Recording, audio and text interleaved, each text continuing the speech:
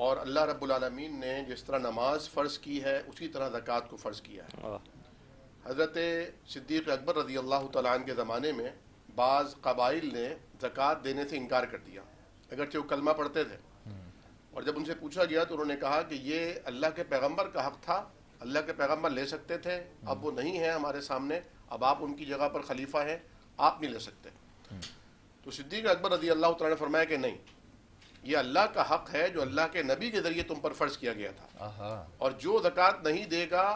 میں اللہ کے نبی صلی اللہ علیہ وسلم کے حکم کے مطابق ہی اس کے خلاف جہاد کروں گا۔ تو فاروق اعظم رضی اللہ تعالیٰ عنہ آئے اور انہوں نے کہا ابو بکر اپنے فیصلے میں نرمی لائیے، کیا آپ کلمہ پڑھنے والوں سے، نماز پڑھنے والوں سے جہاد کریں گے؟ انہوں نے فرمایا کہ یہ اللہ کا حق ہے، اور اللہ تعالیٰ نے، اللہ کے حبیب نے یہ بتایا کہ جو اللہ کا حق ادا کرتا ہے تم اس سے نہیں لڑ سکتے، جو حق ادا نہیں کرتا اس سے لڑائی کی جائے گی۔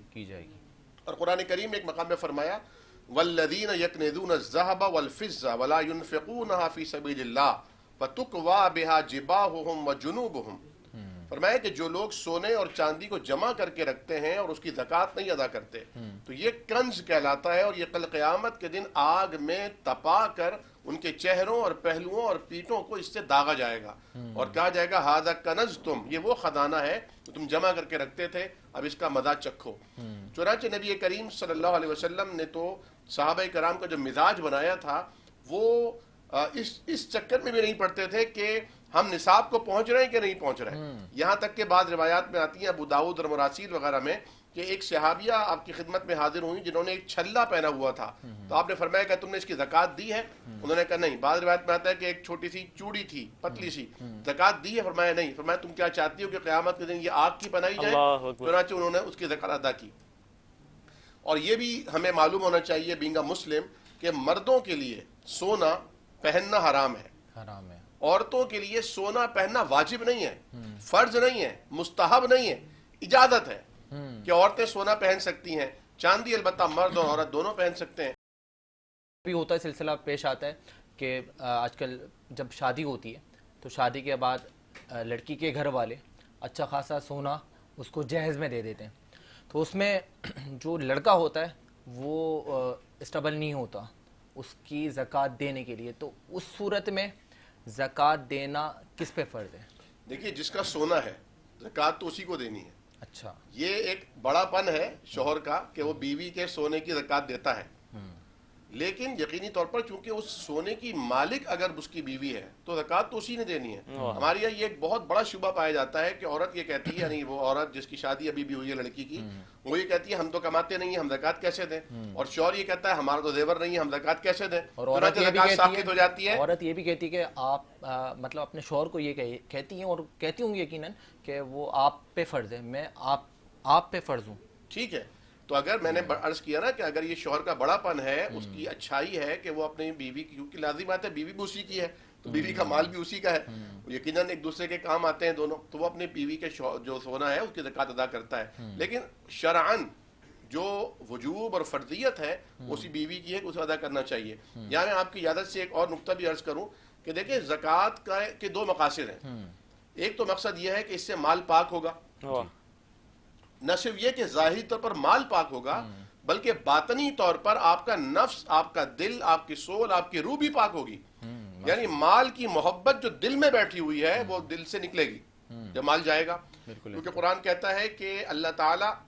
جب کوئی اللہ کی راہ میں پیسہ خرچ کرتا ہے یا صدقہ دیتا ہے یا زکوٰۃ دیتا ہے تو اللہ تعالیٰ اس کی رزق میں بڑھوتری کرتا ہے، اور اگر کوئی سود کا لین دین کرتا ہے تو اللہ تعالیٰ اس کی معیشت کو تباہ کرتا ہے۔ یمحق اللہ الربا ویربی الصدقات، اللہ صدقات اور خیرات کو بڑھاتا ہے اور ربا کو گھٹاتا ہے۔ حالانکہ ربا میں نے آپ کو 1000 روپے دیے ادھار اور آپ نے مجھے 1200 یا 1500 واپس کرنے ہیں، تو بنظر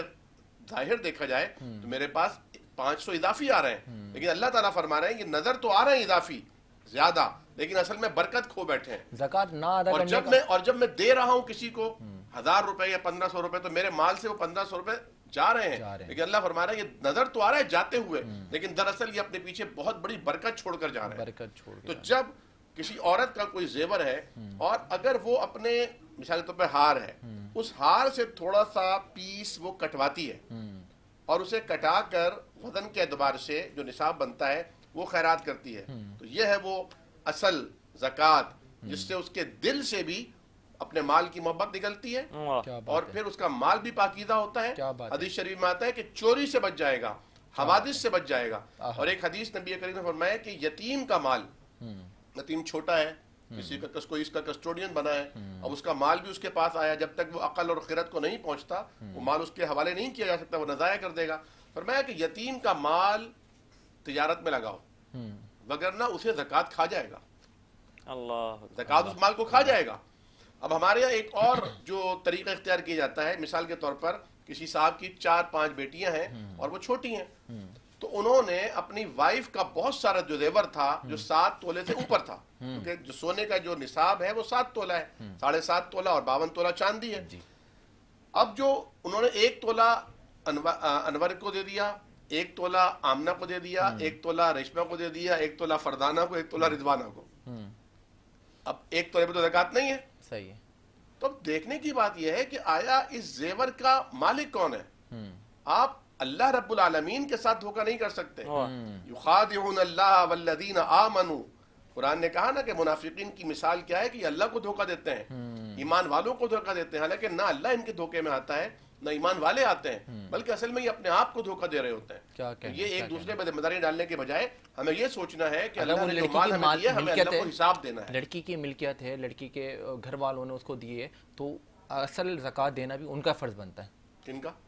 لڑکی کے گھر والوں کا. اگر جیسے لڑکی کے گھر آپ والوں نے کا تو اب مال نہیں رہا نا، وہ جب تک لڑکی کے گھر والوں کے پاس تھا، لڑکی کی رخصتی نہیں ہوئی تھی تو وہ لڑکی کے گھر والوں کی ملکیت تھی، اس کے باپ کی یا ماں کی ملکیت تھی، تو وہ ہر سال زکوٰۃ نکالیں گے. اور لیکن جب وہ رخصت کر دیا تو اب وہ ان کے تو نہیں رہا، میکے والوں کا تو نہیں رہا، اب وہ لڑکی کا ہے اور لڑکی کے شوہر کا ہے، تو اب انہوں نے زکوٰۃ نکالنی ہے.